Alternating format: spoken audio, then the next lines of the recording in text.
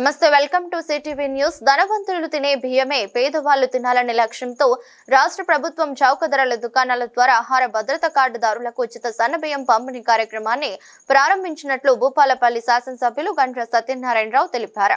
మంగళవారం భూపాలపల్లి మున్సిపాలిటీ పరిధిలోని Karl Marx కాలనీలో లంబాడా సామాజిక వర్గానికి చెందిన బానోతు మౌనిక కిషన్ నాయక్ ఇంట్లో ప్రభుత్వం అందించిన సన్నబియ్యం భోజనాన్ని వారి కుటుంబ సభ్యులు జిల్లా కలెక్టర్ రాహుల్ శర్మతో కలిసి ఎమ్మెల్యే గండ్ర సత్యనారాయణరావు భోజనం చేశారు.